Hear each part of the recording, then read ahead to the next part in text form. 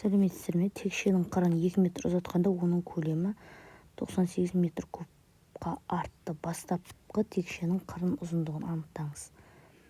Яғни бізде қыры деген текше барлық қабырғасы тең болған екен. Көлемі мынандай формуламен анықталады. Яғни бізде сол қырын 2 метрге ұзартқанда көлемі 98 метрге артты деген аны табуымыз керек. Яғни формуланы ашам. А куб бізде қосылған 3-ке 2-ні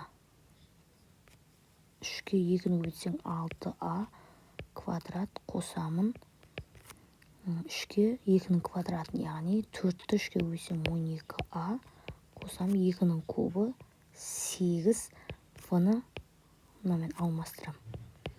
А куб қосылған 98. А кубтар жойылып кеткен кезде 6а квадрат 12а 98 меға минус болып өтеді, минус 90 тең 0 болады. 6-ға жойсам 6 квадрат 2а минус 15 тең 0. А1, А2 деп көбейтшілік өтеді. 5 пен 15, 5 пен 3-тің көбейтіндісі. Көбейткенде 15, қосқанда плюс 2 шығу үшін 5-тің алды плюс болады. 0-ге теңестіремді. А1 минус 5-ке, А2 3-ке тең. Минус 5 бұл жерде бөгде түбір. Яғни теріс сан болмайды, текшенің ұзындығы. Сонда жауабы бізде А3 метрге тең. Жақсы. 2 жаяу адам 10 км жолды белгілі жылдамдықпен жүру керек еді, бірақ ол жылдамдығын 1 км/сағат арттырып 10 км жол 20 минут тезірек жүріп өтті. Жаяу адамның алғашқы жылдамдығы. Яғни жылдамдығы x еді. Ол жылдамдығын 1 км сағатқа арттырды дейді. Жолы 10 км, уақыты 20 минут. 20 минут, яғни сағатқа айналдырсам 60-қа бөлем. 3-тен 1 сағат деп аламын. Яғни осыны есептеймін.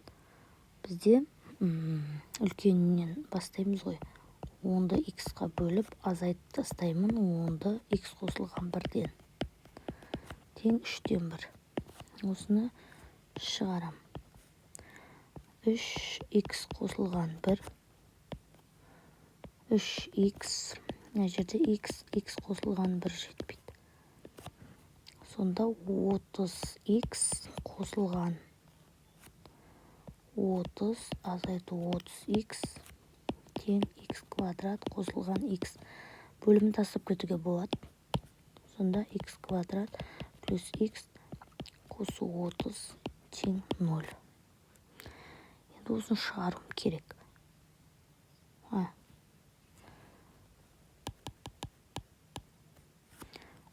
Минус 30 тең 0.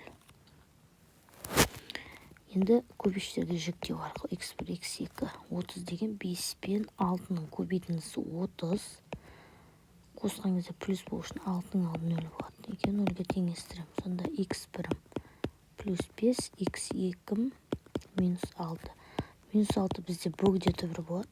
Сонда жауабы бізде жылдамдығы 5 км сағатына дейміз. Яғни алғашқы жылдамдығы адамның алғашқы жылдамдығы. Жақсы, сау болыңыздар.